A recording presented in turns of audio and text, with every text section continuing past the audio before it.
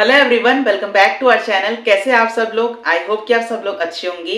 तो आज हम स्टार्ट करने वाले second lecture molecular basis of inheritance का, जिसमें हम आज पढ़ने वाले थे topic search of genetic material. मतलब कि फाइनली प्रूफ करेंगे हम कि जेनेटिक मटेरियल हमारा डीएनए था और कोई सब्सटेंस यहाँ पे नहीं था। कौन कौन साइंटिस्ट आए और उन्होंने कौन कौन सा प्रिंसिपल दिया, उसके ऊपर हम बात करेंगे। हर्शन चेज आए थे, ग्रिफिथ साइंटिस्ट आए थे, मैकनार्ड, मैकर्टी और भी बहुत सारे साइंटिस्ट इसमें आए थे। इसके बारे में हम बात करेंगे आज के लेक्चर में। और हम बात करेंगे आरएनए के बारे में कि आरएनए क्या होता है, कैसे सिंगल स्ट्रैंड आरएनए हमारा डबल स्ट्रैंडेड डीएनए बनाता है। और तो और हमारा डीएनए से पहले हमारा आरएनए आया है, पर डीएनए मोस्ट स्टेबल क्यों होता है आरएनए से, उसके बारे में आपको आज पता चलेगा इस लेक्चर के अंदर। तो चलिए आज का लेक्चर शुरू करते हैं।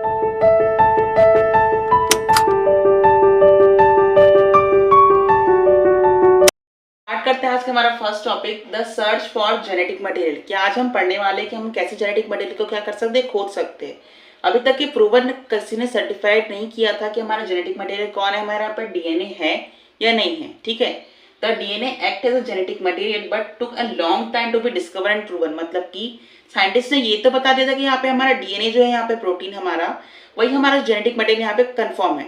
पर इसलिए कोई एक्सपेरिमेंटल प्रूफ यहाँ पे नहीं था, कोई सर्टिफाइड वैलिड प्रूफ यहाँ पे नहीं था कि हमारा जो डीएनए है वही हमारा जेनेटिक मटेरियल है, जो हमारे ट्रेड्स हेरिडिटी मटेरियल को एक जनरेशन दूसरी जनरेशन में ट्रांसफर करता है। तो बहुत सारे साइंटिस्ट ने यहाँ पे एक्सपेरिमेंट किया, उसके बारे में हम आज देखेंगे। तो फर्स्ट हमारा एक्सपेरिमेंट था किसके ऊपर, हमारा ट्रांसफॉर्मिंग प्रिंसिपल के ऊपर, जो कि दिया था हमारे फ्रेडरिक ग्रिफिन साइंटिस्ट ने।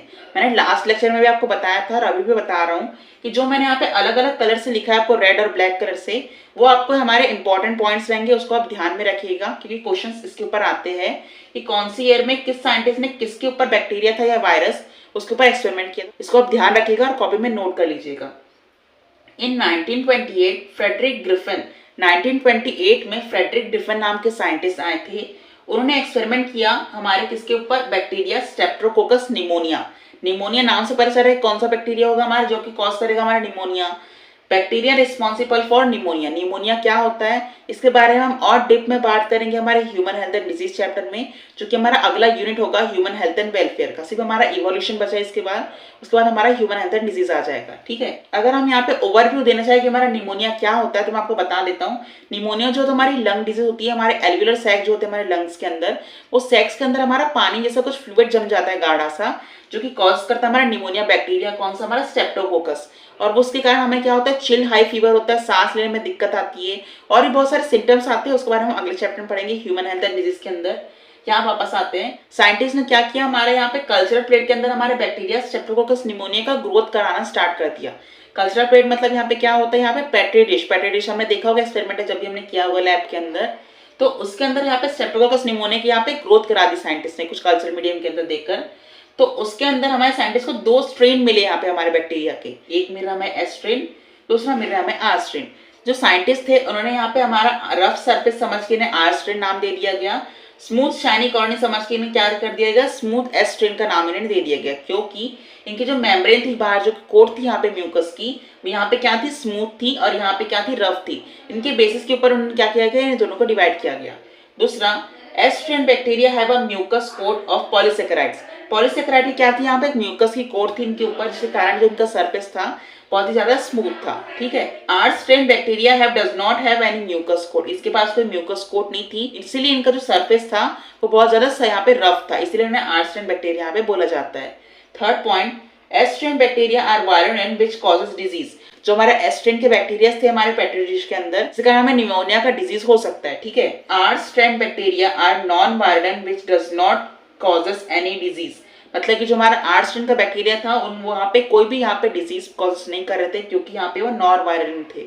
अब ये वायरोलेंट और नॉन वायरोलेंट क्या होता है, वायरोलेंट वो होता है इसके अंदर हमारा ये ट्रांसफर होता है हमारा जीन एक जनरेशन दूसरी जनरेशन के अंदर, जो कि कॉज करता है डिजीज।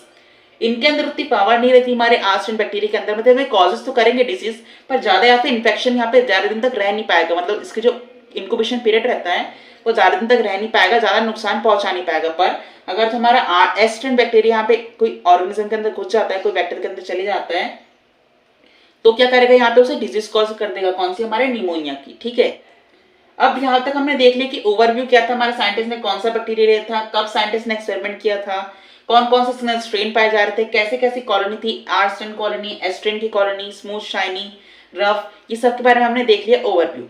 इसके बाद हम अगले स्लाइड के ऊपर समझते क्या एक्सपेरिमेंट हमारा था क्या, जो कि किया था हमारे फ्रेडरिक ग्रिफिन साइंटिस्ट ने। अगर आपको यहाँ तक कुछ डाउट है तो आप पूछ सकते हैं कमेंट सेक्शन के अंदर। तो हम देखते हैं कि हमारा ग्रिफिन साइंटिस्ट ने कौन सा एक्सपेरिमेंट किया था, कौन सा प्रिंसिपल था, उनका ट्रांसफॉर्मिंग प्रिंसिपल था।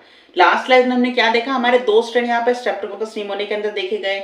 एक तो था हमारा एस्ट्रेन बैक्टीरिया का, दूसरा था हमारा आर्स्ट्रेन बैक्टीरिया का। एस्ट्रेन बैक्टीरिया क्या था, हमारा वायरुलेंट था, जो कि हमारा डिजीज कॉज कर रहा था कौन सी हमारी बैक्टीरिया के हिसाब से, निमोनिया की। ठीक है, एस्ट्रेन बैक्टीरिया हमारा डिजीज कॉज कर रहा था, आर्स्ट्रेन बैक्टीरिया हमारा नॉन वायरुलेंट इन नेचर का था, उसके अंदर कोई भी यहाँ पे म्यूकस कोट नहीं थी, इतना इन्फेक्ट नहीं कर रहा था हमारे ऑर्गेनिज्म को। ठीक है, तो उसके ऊपर एक्सपेरिमेंट है, उसको हम देखते हैं। एक्सपेरिमेंट के लिए हमने जो भी इस्तेमाल करेंगे हम इस साइड लिखेंगे। इंजेक्ट करने के हम क्या करेंगे, इंजेक्शन सिरिंज का इस्तेमाल करेंगे। तीसरा, यहाँ पे हम चूहों का इस्तेमाल करेंगे। 4 चूहों ने पकड़ के लाया अपने घरों में से और उसके ऊपर एक्सपेरिमेंट यहाँ पे किया। चूहों को हम अधिकतर एक्सपेरिमेंट के लिए क्यों इस्तेमाल करते हैं, उसको हम बहुत ज्यादा अच्छे से पढ़ेंगे हमारे बायोटेक्नोलॉजी यूनिट के अंदर, कि चूहे के अंदर ऐसी कौन सी खासियत है, कौन सी बातें पाई जाती है जिस कारण हमें चूहों को हर एक्सपेरिमेंट में इस्तेमाल करते हैं। ह्यूमन के अंदर कोई वैक्सीन इस्तेमाल करने से पहले चूहे के ऊपर इस्तेमाल की जाती है, क्यों, उसको हम बायोटेक्नोलॉजी में देखेंगे। ठीक है, तो यहाँ पे वापस आते हैं। तो सबसे पहले साइंटिस्ट ग्रिफिन ने क्या किया, जो एस्ट्रेन था बैक्टीरिया का वायरुलेंट वाला, इसके अंदर हमारा कॉज करता है निमोनिया वाले बैक्टीरिया, तो माइस में क्या कर दिया गया, इंजेक्ट कर दिया गया हमारा एस्ट्रेन बैक्टीरिया जो कॉज करता है हमारा निमोनिया का। उसके चलते हमारा निमोनिया के कारण ये क्या हो गया, माइस जो है वो मर गया है, माइस विल बी डाई। ठीक है, ये हमारा फर्स्ट वाला एक्सपेरिमेंट था। उसी के अंदर दूसरा उन्होंने क्या किया, आर्स्ट्रेन बैक्टीरिया को लिया जो कि नॉन वायरुलेंट था, जो कि इसके अंदर कोई म्यूकस कोट नहीं थी, जो कि ज्यादा इफेक्ट नहीं कर सकता ऑर्गेनिज्म को, उसको इंजेक्ट कर दिया गया हमारे माइस के अंदर। तो माइस जो था यहाँ पे कहते लाइव था, मतलब यहाँ पे जिंदा था, मरा नहीं था, जिंदा था। अब जो हमने क्या यहाँ पे नोटिस किया, जो यहाँ पे आर्स्ट्रेन बैक्टीरिया थे हमारे जो कि नॉन वायरुलेंट थे, जब हम माइस के अंदर इंजेक्ट कर रहे हैं तो माइस जो यहाँ पे जिंदा है, लाइव है, पर जब हम एस्ट्रेन को यहाँ क्या कर रहे हैं, इंजेक्ट कर रहे हैं हमारे माइस के अंदर, तो वो मर जा रहा है। तो उन्होंने क्या सोचा कि अगर हम एस्ट्रेन बैक्टीरिया को अगर हीट कर दे, गर्म कर दे, तो जो भी उसके अंदर बैक्टीरिया रहेंगे वो शायद मर जाए। तो अगर हम उस वायरुलेंट वाले सब्सटेंस को अगर हम माइस के अंदर इंजेक्ट करते, शायद माइस बच जाए। ट्राई करके देखते हैं। एस्ट्रेन बैक्टीरिया क्या किया, ग्रिफिन ने यहाँ पे हीट किया, गर्म किया, तो क्या देखा, उस जैसे ही उसको माइस में इंजेक्ट किया, यहाँ पे जो हमारा माइस था वो यहाँ पे जिंदा था, मरा नहीं था। ठीक है, तो ग्रिफिथ साहब ने सोचा कि देखो, मैंने अगर एस्ट्रेन को गर्म करके डाला है तो माइस बच गया, आर्स्ट्रेन को अगर मैंने नॉन वायरुलेंट डाला तो ही माइस बच गया, पर अगर इसको मैंने डायरेक्ट इंजेक्ट किया था माइस के अंदर तो वो मर गया था। अब मैं क्या करता हूँ, ये दोनों को क्या करता हूँ, एक साथ मिला देता हूँ, तब देखते हैं माइस के अंदर क्या होता है, क्या इन्फेक्शन यहाँ पे रिएक्ट करता है हमारा माइस। तो क्या किया गया, आर्स्ट्रेन बैक्टीरिया जिसके कारण हमारा जो माइस था वो लाइव था, उसके साथ साथ जो हमारा एस्ट्रेन बैक्टीरिया था जो कि हीट किल वाला था, उस दोनों को मिक्स किया गया एक ही गलत इंजेक्शन के अंदर और उसको इंजेक्ट कर दिया गया माइस के अंदर। तो यहाँ पे देखा उन्होंने कि माइस जो था वो मर गया। कैसे मर गया, उसको हम अगले स्लाइड के ऊपर देखते हैं उन्होंने क्या कंक्लूजन दिया। यहाँ तक आपको समझ आया एक्सपेरिमेंट कैसे कैसे था, एक बार रिवाइज कर लेते हैं। एस्ट्रेन बैक्टीरिया जो कि वायरुलेंट होता है, यहाँ पे जो कि डिजीज कॉज करता है, उसको माइस में इंजेक्ट किया, माइस मर गया। आर्स्ट्रेन बैक्टीरिया जो कि नॉन वायरुलेंट था, उसको माइस में इंजेक्ट किया तो माइस यहाँ पे बच गया। ठीक है, एस्ट्रेन बैक्टीरिया क्या किया, यहाँ पे हीट किया गया ताकि जो सारे बैक्टीरिया थे यहाँ पे मर जाए, किल्ड हो जाए, उसको माइस में इंजेक्ट किया तो माइस बच गया। ठीक है, पर जब उन्होंने एस्ट्रेन बैक्टीरिया और आर्स्ट्रेन बैक्टीरिया को दोनों मिक्स करके डाला, आर्स्ट्रेन बैक्टीरिया हमारा यही वाला था नॉन वायरुलेंट, एस्ट्रेन बैक्टीरिया को उन्होंने गर्म करके डाला तो जो बैक्टीरिया रहे वो मर जाए। तो ये दोनों को मिक्स करके एक इंजेक्शन के अंदर माइस में इंजेक्ट किया गया तो माइस यहाँ पे मर गया। तो उन्होंने कुछ सोचा और इसके ऊपर कुछ कंक्लूजन दिया, उसको हम अगले स्लाइड के ऊपर देखते हैं। अब हम देखते हैं हमारा क्या कंक्लूजन दिया हमारे साइंटिस्ट ग्रिफिथ ने हमारे इस एक्सपेरिमेंट के बेसिस पे। He concluded that the Arslan bacteria had somehow been transformed by the heat kill Astrine bacteria। उन्होंने ये देखा जब वो एस्ट्रेन बैक्टीरिया को हीट करके माउस में इंजेक्ट कर रहे थे तो माउस लाइव था, आर्स्ट्रेन बैक्टीरिया को डायरेक्टली इंजेक्ट कर रहे थे वो माउस क्या था, लाइव था। जब वो दोनों को मिला के उसके अंदर इंजेक्ट किया गया माउस के अंदर तो माइस मर गया। तो उन्होंने यहाँ देखा कि जो एस्ट्रेन बैक्टीरिया था हमारा वायरुलेंट, उसमें से कुछ ना कुछ तो ट्रांसफर हुआ है हमारे आर्स्ट्रेन बैक्टीरिया के अंदर, जो कि आर्स्ट्रेन बैक्टीरिया को एस बना दिया है और उसके कारण जो हमारे चूहे की मौत निमोनिया बैक्टीरिया के कारण। तो उन्होंने क्या बताया उसके बाद, transforming principle transform from the heat kill S strain had enabled the R strain to synthesize a smooth polysaccharide coat and become virulent। It's due to transform of the genetic material। उन्होंने आगे ये बताया कि ऐसा कुछ तो था हमारे एस्ट्रेन बैक्टीरिया के अंदर जो कि ट्रांसफर हो गया बाय द हेल्प ऑफ किसी स्मूथ शाइनी कॉलोनी जो हमारी एस्ट्रेन की थी, उसकी वजह से जो उसका जेनेटिक मटेरियल था एस वाले बैक्टीरिया का, एस्ट्रेन का, वो ट्रांसफर हो गया हमारे आर्स्ट्रेन बैक्टीरिया के, जो कि क्या किया हमारे आर्स्ट्रेन बैक्टीरिया को नॉन वायरुलेंट नेचर से वायरुलेंट नेचर का बना दिया और उसके कारण हमारा जो जेनेटिक मटेरियल था यहाँ पे चेंज हो गया, हमारा एस्ट्रेन की तरह हो गया हमारा आर्स्ट्रेन भी, और जो उसकी वजह से हमारा जो माइस था वो यहाँ पे मर गया। तो ये ट्रांसफॉर्मिंग प्रिंसिपल यही बताता है कुछ ना कुछ सब्सटेंस या फिर वैसे कुछ जेनेटिक मटेरियल एस स्ट्रैंड के अंदर जो कि ट्रांसफर हो गया हमारे आर स्ट्रैंड के अंदर जेनेटिक मटेरियल के मिक्सअप होके और हमारा आर स्ट्रैंड को क्या बना दिया एस स्ट्रैंड और उसको नॉन वायलेंट से वायलेंट बना दिया और उसके वजह से हमारे चूहे की यहाँ पे हो गई डेथ। इसीलिए इस जो एक्सपेरिमेंट का नाम है उन्होंने लिखा था ट्रांसफॉर्मिंग प्रिंसिपल की कुछ ना कुछ ट्रांसफॉर्म यहाँ पे से हुआ है। और तो और इसके एक्सपेरिमेंट के उन्होंने यहाँ पे प्रूव नहीं कर पाया कि जेनेटिक मटेरियल क्या था। ये भी एक्सपेरिमेंट हमारा फेल हो गया एक और साइंटिस्ट का। ये मैंने लिखा है genetic material was not defined from this experiment. इन्होंने यहाँ पे पता नहीं लगा पाए कि असली जेनेटिक मटेरियल आखिर है कौन, डीएनए है कि या फिर कोई और है। ठीक है, उसके बाद उन्होंने कुछ बायोकेमिकल्स यहाँ पे कैरेक्टरिस्टिक दी हमारे एक्सपेरिमेंट कौन से वाले हमारे ट्रांसफॉर्मिंग प्रिंसिपल के ऊपर। तो उसको हम देखते हैं उन्होंने क्या क्या एक्सपेरिमेंट के दिए और क्या क्या रिकॉर्ड की बातों को। प्रोटीन डाइजेस्टिंग एंजाइम को उन्होंने क्या नाम दिया प्रोटीएजेस। प्रोटीन का मतलब हो गया प्रोटीन, एजेस मतलब हो गया डाइजेस्टिंग एंजाइम, तो ये दोनों मिलकर बनाया उन्होंने proteases. RNA digesting enzyme, RNA और एसएस मतलब आरएनए डाइजेस्टिंग एंजाइम। उन्होंने दो बातें इस एक्सपेरिमेंट के जरिए उन्होंने खोजी और यहाँ पे एक्सपेरिमेंट यहाँ पे प्रपोज किया कौन सा ट्रांसफॉर्मिंग प्रिंसिपल का। पर यहाँ पे भी क्या हुआ हमारे जेनेटिक मटेरियल यहाँ पे खोजा गया ही नहीं, साइंटिस्ट यहाँ पे भी निराश हो गए। तो इसके बाद एक और एक्सपेरिमेंट किया गया जिसके बेसिस पे हमने पूरा का पूरा कंफर्मेशन कर लिया, पूरा सर्टिफाइड प्रूव हो गया कि जेनेटिक मटेरियल हमारा डीएनए ही है। तो चलिए अगले स्लाइड के ऊपर देखते हैं हमारे इंटरेस्टिंग एक्सपेरिमेंट को जिसके दिया था हमारे हर्शी एंड चेज ने। अब हम अगले टॉपिक की तरफ मूव करते हैं जिसमें पता चला कि हमारा जेनेटिक मटेरियल डीएनए ही था और कोई नहीं था। ये पता चला हमारे एक्सपेरिमेंट जो कि साइंटिस्ट थे हमारे हर्शी एंड चेज ने क्या एक्सपेरिमेंट किया था उसको हम देखते हैं। ठीक है, the genetic material was DNA. यहाँ पे प्रूव हो गया, सर्टिफाइड हो गया कि डीएनए हमारा जेनेटिक मटेरियल है from the experiment of Alfred Hershey's and Martha Chase in 1952। 1952 के अंदर हमारे Alfred Hershey's and Martha Chase ने एक्सपेरिमेंट किया, प्रूफ किया कि जेनेटिक मटेरियल हमारा डीएनए है, कोई प्रोटीन और कोई सब्सटेंस अदर नहीं है। They work with the virus that infect bacteria called bacteriophage. जो वायरस हमारा इन्फेक्ट करता है हमारे बैक्टीरिया का, मतलब बैक्टीरिया को क्या कर देता है नुकसान पहुंचाता है और उसके अंदर घुस के उसको क्या करता है इन्फेक्ट कर देता है, उस वायरस को हम कहते हैं बैक्टीरियोफेज। यहाँ मैंने क्या बात की वायरस के अंदर, वायरस के अंदर अधिकतर क्या जेनेटिक मटेरियल होता है हमारा आरएनए होता है, डीएनए नहीं होता। मैंने लास्ट क्लास में हमको बताया था कि अधिकतर वायरसेस के अंदर और कुछ ऑर्गेनिजम्स के अंदर हमारा आरएनए जो होता है यहाँ पर जेनेटिक मटेरियल पाया जाएगा। और engulf which bacteria of Escherichia coli, इसको हम कहते हैं ई कोलाई। ये दोनों का एक्सपेरिमेंट हमारे क्या किया गया इस्तेमाल किया गया हमारे हर्शी एंड चेज ने। तो हमारे हर्शी एंड चेज ने क्या एक्सपेरिमेंट दिया, ब्लेंडर एक्सपेरिमेंट नाम दिया इस एक्सपेरिमेंट को। क्यों दिया उसको आप बाद में देखेंगे हम, क्योंकि एक्सपेरिमेंट पता चलेगा ना आपको आखिर में कि ब्लेंडर एक्सपेरिमेंट से क्यों कहते हैं। ठीक है, तो ये पूरा टॉपिक हमारा समरी है। इसके बाद हम देखेंगे एक्सपेरिमेंट क्या था इनका। ये तो हमारी पॉइंट टू पॉइंट बातें उनकी जो उन्होंने एक्सपेरिमेंट के पहले यहाँ पे की, जो कि बैक्टीरियोफेज और अर्शिशिया कोलाई को मिला के देखा कि क्या यहाँ पे रिएक्शन, क्या हमें ट्रांसफॉर्मेशन देखने को मिलता है। तो एक बार हम बैक्टीरियोफेज क्या करते थे, यहाँ पे लेबलिंग दी हुई है उसको हम देख लेते हैं बैक्टीरियोफेज क्या होता है। यह हमारा बैक्टीरियोफेज क्या होता है, ऊपर का भाग इसको हम कहते हैं हेड रीजन, जहाँ पे इसका जेनेटिक मटेरियल यहाँ पे प्रेजेंट होता है। यहाँ पे जीनोमिक मटेरियल जो कि रहेगा हमारा आरएनए वायरस। ठीक है, उसके नीचे जैसे हमारा जो शीट से जुड़ा होता है जो कि हमारा ट्रंक लाइक स्ट्रक्चर है उसको हम कहते हैं शीट, और शीट और हेड को जो जोड़ता है उसको हम कहते हैं कॉलर रीजन। तो यहाँ पे टेल पार्ट है उसके नीचे जिसके हम कोई भी चीजों को वो पकड़ लेता है, कहीं भी ऑर्गेनिज्म के ऊपर चिपक जाता है और जैसे ही कोई ऑर्गेनिज्म के ऊपर जाएगा तो अपने हेड को क्या करता है रोटेट करता है और यहाँ पे ड्रिल करके ऑटोमेटिकली जेनेटिक मटेरियल ऑटोमेटिकली कोई अदर ऑर्गेनिज्म के अंदर या फिर कोई बैक्टीरिया के अंदर ये घुस जाता है और उसको क्या करता है इन्फेक्ट कर देता है। इसी टर्म को हम कहते हैं बैक्टीरियोफेज। जो बैक्टीरिया को वायरस क्या करता है इन्फेक्ट करता है उसको हम कहते हैं बैक्टीरियोफेज। ये समझ आया आपको डायग्राम का लेबलिंग। उसके बाद हम देखते हैं इन पॉइंट्स को कि उनके बीच में क्या क्या बात हुई थी हर्शी एंड चेज के।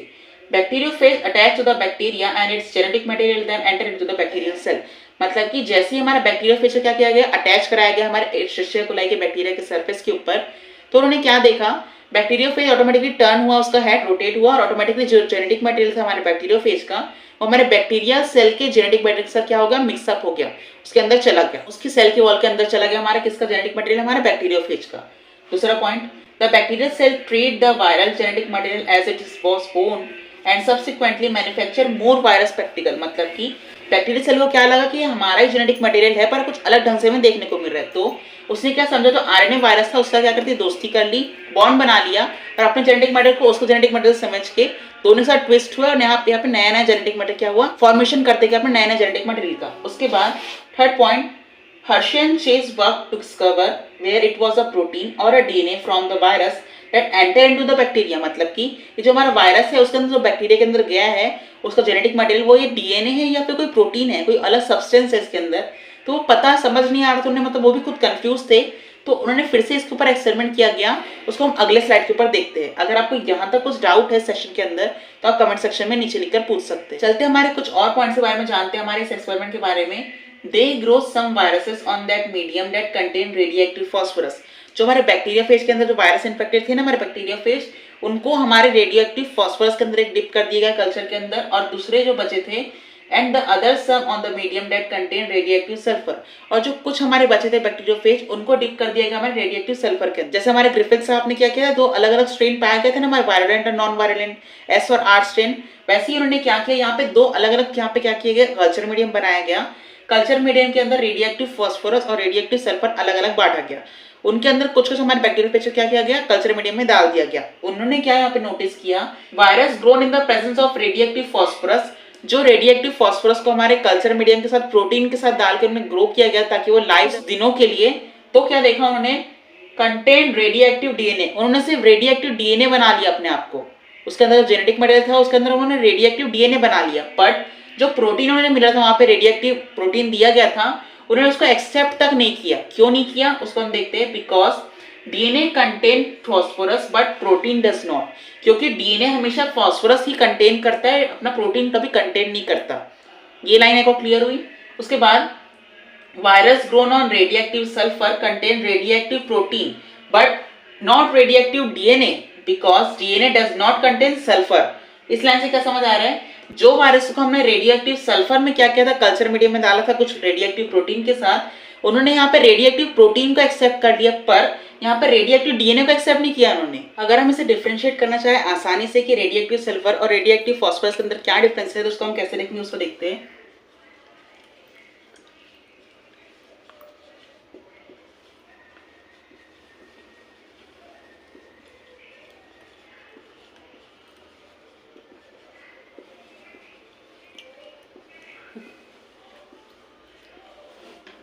तो रेडियोएक्टिव सल्फर में क्या था, हमारा जो हमारा डीएनए था यहाँ पे क्या कंटेंट कर रहा था, हमारा रेडियोएक्टिव प्रोटीन कंटेंट कर रहा था। ठीक है,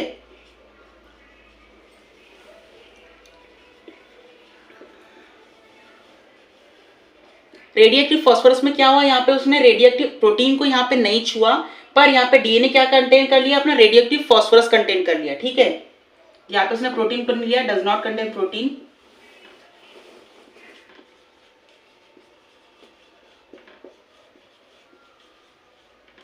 अगर हम आगे देखते तो इसमें क्या गया, रेडियोएक्टिव डीएनए इसके अंदर प्रेजेंट था कि नहीं था उसको देखते हैं हम। यहाँ पे रेडियोएक्टिव डीएनए हमारा प्रेजेंट नहीं था क्योंकि इसके अंदर सल्फर था। सल्फर जिसके अंदर रहेगा उसका डीएनए कंटेन नहीं करेगा रेडियोएक्टिव में, तो यहाँ पे आ जाएगा wrong, not contain radioactive DNA.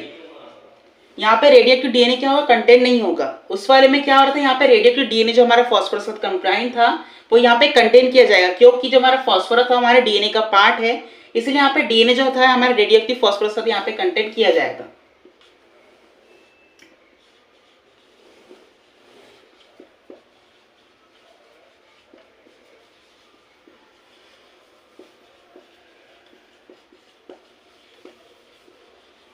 बस ये हमारे दो डिफरेंस है ये पूरे पॉइंट्स के हिसाब से कि हमारा रेडियोएक्टिव सल्फर जो रहेगा उसके अंदर अगर हम कल्चर मीडियम में डालेंगे तो उसको प्रोटीन यहाँ पे क्या करेगा, कंटेंट करेगा, पर यहाँ पे डीएनए कंटेंट नहीं करेगा क्योंकि इसके अंदर सल्फर प्रेजेंट है।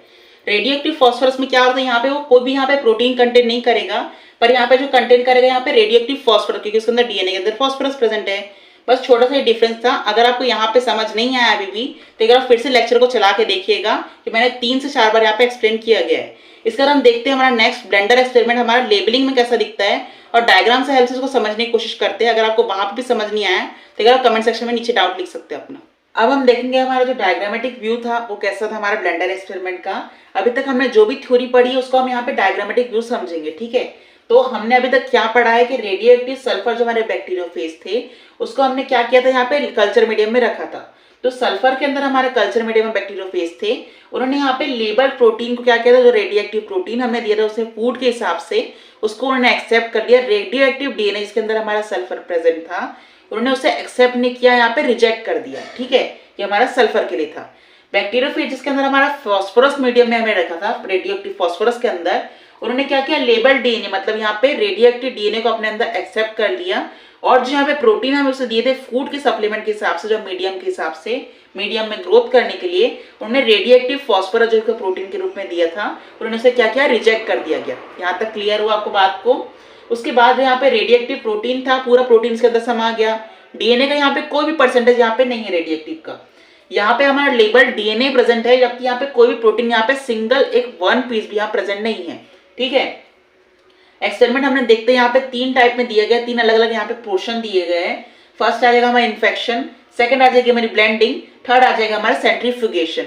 इन्फेक्शन में क्या होगा, सबसे पहले जो हमारा अर्शेशिया कोलाई बैक्टीरिया रहेगा उससे हमारा क्या करेगा, यहाँ पे बैक्टीरियोफेज यहाँ पे इन्फेक्ट करेगा, मतलब इसके पास आएगा और इससे चिपक जाएगा। ठीक है, दूसरा जब हमें ब्लेंडिंग एक्सपेरिमेंट होगा दोनों के अंदर, तो क्या होगा, यहाँ पे जो हमारा बैक्टीरियोफेज है वो अपने हेड को ड्रिल करेगा और उसके अंदर क्या करेगा, अपना जेनेटिक मटेरियल इंसर्ट कर देगा दोनों के अंदर। सेम इसमें भी ऐसी होगा, हमारे फॉस्फोरस के अंदर भी और सल्फर के अंदर भी, दोनों अर्शेशिया कोलाई बैक्टीरिया के अंदर हमारा जेनेटिक मटेरियल दोनों का क्या होगा, मिक्सअप होगा।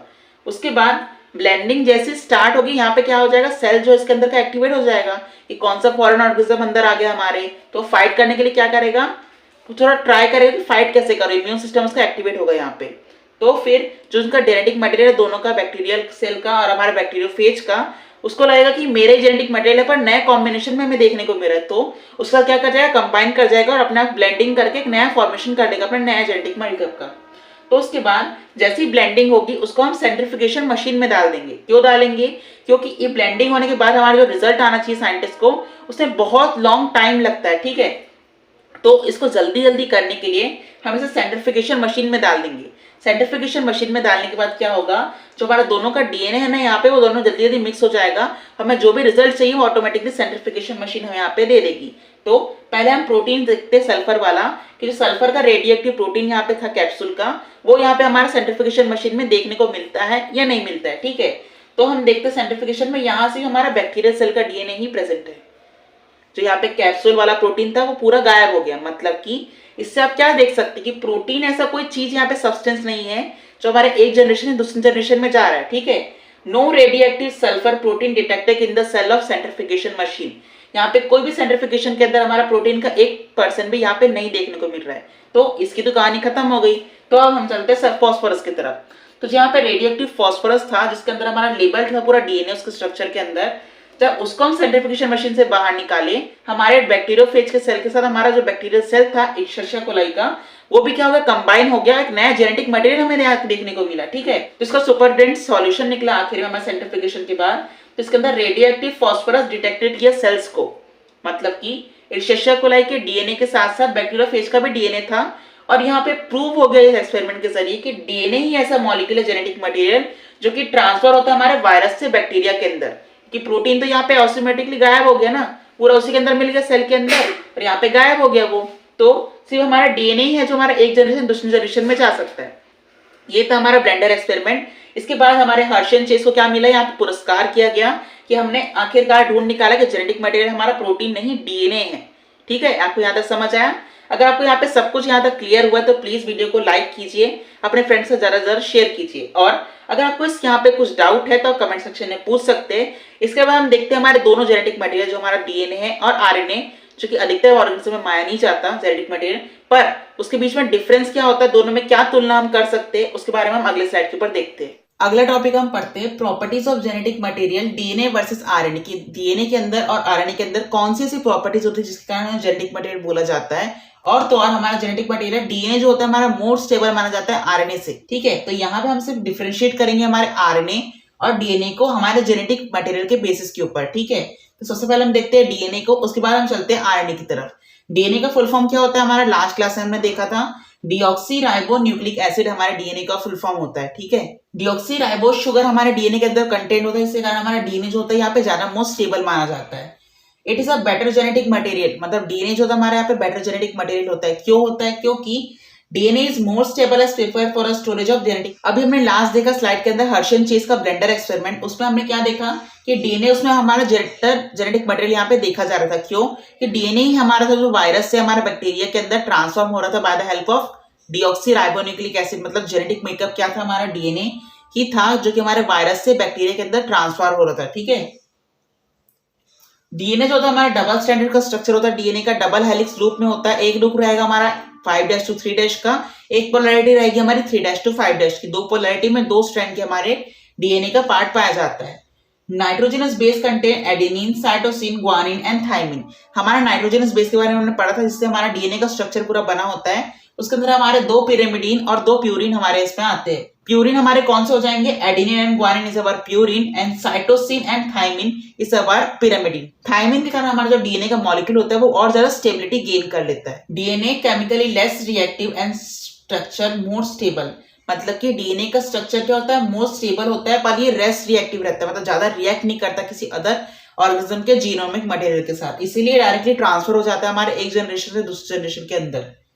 DNA is depend on RNA for synthesis of protein. इसीलिए हमारा जो डीएनए होता है हमारा डिपेंड होता है आरएनए के ऊपर। क्यों? कि यहाँ पे प्रोटीन सिंथेसिस करनी होती है उसे। हम लास्ट लेक्चर में पढ़ा था ना सेंट्रल डोग्मा के बारे में, कि सेंट्रल डोग्मा में हमने देखा था कि डीएनए से डीएनए बनने की प्रोसेस को हम कहते हैं रेप्लिकेशन।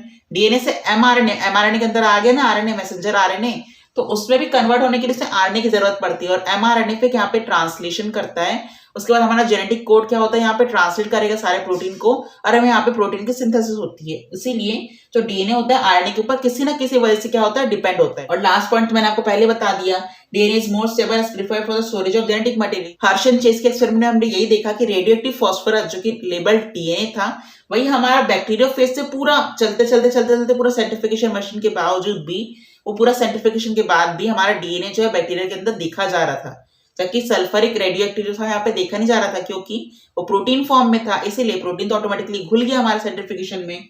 इसीलिए जो हमारा डीएनए होता है रिएक्टिव और हमारा बेस्ट जेनेटिक मटेरियल पाया जाता है। अब हम चलते हैं आरएनए की तरफ कि आरएनए क्या होता है। आरएनए का हमारा फुल फॉर्म क्या होता है, राइबो न्यूक्लिक एसिड, ठीक है, जो कि राइबोस शुगर का मिलकर बना होता है।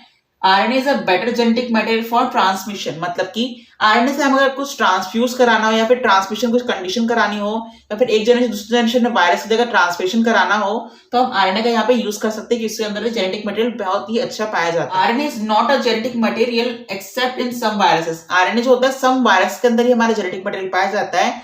आफ्टर ऑल हमारा बेस्ट जेनेटिक मटेरियल कौन होता है, हमारा डीएनए माना जाता है। सिंगल स्ट्रैंड हमारा आरएनए को होता है, सिर्फ एक सिंगल स्ट्रैंड पोलैरिटी हमारे आरएनए की होती है। नाइट्रोजनस बेस आरएनए के अंदर कौन कौन से होते हैं उसको देखते हैं हम। एडेनिन एंड ग्वानिन, साइटोसिन, यहाँ पे यूरेसिल होता है। यूरेसिल प्रेजेंट होता है हमारे थायमिन की जगह पे हमारे आरएनए के अंदर, और इसी की वजह से क्या होता है, हमारा जो आरएनए है वो बहुत ज्यादा रिएक्टिव माना जाता है नेचर के लिए। On second primarily hydroxyl group present at every nucleotide in RNA. Hydroxyl group क्या होता है, मतलब जो हमारा आरएनए का स्ट्रक्चर होता है हमारा पेंटागन शेप का न्यूक्लियोटाइड, उसके हर एक सेकंड ग्रुप के ऊपर हमारा हाइड्रोक्सिल ग्रुप प्रेजेंट होता है। उसके कारण जो हमारा आरएनए का स्ट्रक्चर होता है वो यहाँ पे रिएक्टिव ग्रुप माना जाता है। ठीक, is a reactive group and make RNA liable and easily degradable. इसी के कारण, इसी ग्रुप के कारण और यूरेसिल के कारण जो हमारा आरएनए होता है वो हमारा मोर रिएक्टिव, मोर लायबल और इजीली डिग्रेडेबल माना जाता है। इसे जल्दी जल्दी डिग्रेडेबल किया जा सकता है हमारा आरएनए के जेनेटिक मटेरियल को। RNA also known to be catalytic hence reactive. मतलब कि जब हमारा रिएक्टिव नेचर में जाता है हमारा आरएनए, उस टाइम कैटालिटिक की तरह काम करता है। RNA can directly code for the synthesis of protein. हमने देखा है सेंट्रल डोग्मा के बारे में कि डीएनए से आरएनए बनता है, उसके आरएनए के बाद प्रोटीन सिंथेसिस होता है। पर आरएनए किसी के ऊपर डिपेंड नहीं होता, डायरेक्टली प्रोटीन में क्या होता है, सिंथेसिस हो जाता है हमारा आरएनए। एमआरएनए बनाएगा, एमआरएनए से डायरेक्ट यहाँ पे प्रोटीन का सिंथेसिस हो जाएगा कोड के जरिए। यहाँ पे वो हमारा आरएनए और डीएनए के बीच का डिफरेंस कंप्लीट। अगर आपको यहाँ पे कुछ डाउट है तो कमेंट सेक्शन में पूछ सकते हैं। इसके बाद हम देखते हैं आरएनए वर्ल्ड के बारे में। देखो हमने आरएनए के बारे में इतना कुछ तो पढ़ा है, और इस बारे में थोड़ा और जानते हैं अगले स्लाइड के ऊपर। लास्ट टॉपिक के ऊपर हम पढ़ते हैं आज के लेक्चर के आरएनए वर्ल्ड के बारे में। RNA was the first genetic material. अभी हमने पता चल लिया कि हमारा आरएनए जो होता है हमारा फर्स्ट जेनेटिक मटेरियल होता है, जिसके अंदर कुछ हमारा मॉडिफिकेशन हुआ, कुछ यहाँ पे चेंज हुआ और इससे इवॉल्व हुआ हमारा डीएनए, ठीक है, जो कि मोर स्टेबल इससे माना जाता है हमारे आरएनए से। DNA evolved from the RNA which chemically modification make more stable than RNA। मतलब कि DNA जो हमारा मोर बेटर स्टेबल होता है हमारे RNA के कंपैरिजन में, क्योंकि DNA के अंदर हमारा थायमिन प्रेजेंट होता है हमारे यूरेसिल की जगह पे, और यूरेसिल के कारण हमारा जो RNA होता है रिएक्टिव और बहुत ज्यादा लायबल यहाँ पे देखने को मिलता है हमें, ठीक है, नेचर में। RNA act as a genetic material in some viruses like TMV, tobacco mosaic virus and bacteriophage. मतलब कि अधिकतर ऑर्गेनिज्म के अंदर हमारा डीएनए ही पाया जाता है, पर कुछ कुछ सिर्फ वायरसेस होते हैं और कुछ हमारे ऑर्गेनिज्म जिसके अंदर हमारा आरएनए प्रेजेंट होता है। कुछ हो गए हमारे ट्यूबरक्ल मोजाइक वायरस और कुछ हो गए हमारे बैक्टीरियोफेज। यहाँ पे होता है आज का हमारा लेक्चर कंप्लीट। इसके बाद आपसे मैं कुछ क्वेश्चंस के आंसर पूछूंगा, उसका कमेंट सेक्शन में देखे जाएंगे। ये हमारे लास्ट क्विज के आंसर है, अगर आप चेकआउट कर लीजिए हमारे कौन कौन सा आंसर आपके सही हुए हैं। फर्स्ट आंसर का आंसर हमारा बेसिक, हमारा हिस्टामिन जो होता है हमारा बेसिक नेचर का प्रोटीन होता है। लाइसिन एंड अर्जिनिन हमारे बेसिक अमीनो एसिड्स के अंदर आते हैं।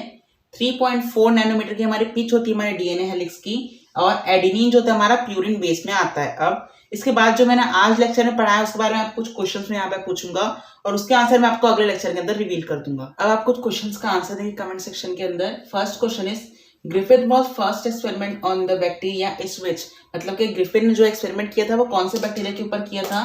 First is Streptococcus pneumonia, second is Salmonella typhi, third is rhinovirus and fourth is tuberculosis. By the help of Blender experiment, who proven that the DNA was the genetic material, मतलब DNA ही genetic material था। हमारे Blender experiment के जरिए कौन scientist ने discover किया था, कौन साइंटिस्ट ने बताया था। फर्स्ट हमारा TH Morgan, second is JJ Mendel, third is Gregor Gamow and fourth is Hershey and Chase experiment. RNA was genetic material in, RNA हमारा जेनेटिक मटेरियल किस किस के अंदर पाया जाता है। फर्स्ट इज हमारा TMV virus, tobacco mosaic virus, second is bacteriophage, third आ जाएगा हमारा ऑप्शन ए एंड बी, मतलब ए और बी दोनों ऑप्शंस के अंदर आ जाएंगे सी वाले में। फोर्थ आ जाएगा हमारा ह्यूमन सेल, जिसके अंदर हमारा आरएनए जेनेटिक मटेरियल होता है कि नहीं होता है, आपको ये बताना है आंसर कमेंट सेक्शन के अंदर लिख के। इन सभी के आंसर आप कमेंट सेक्शन में लिख के देंगे और अगले लेक्चर में इसे मैं रिवील कर दूंगा। अगर आपको आज के लेक्चर में कोई भी डाउट है तो आप कमेंट सेक्शन में लिख सकते हैं। मिलते हैं अगले लेक्चर के अंदर। Stay safe, stay happy.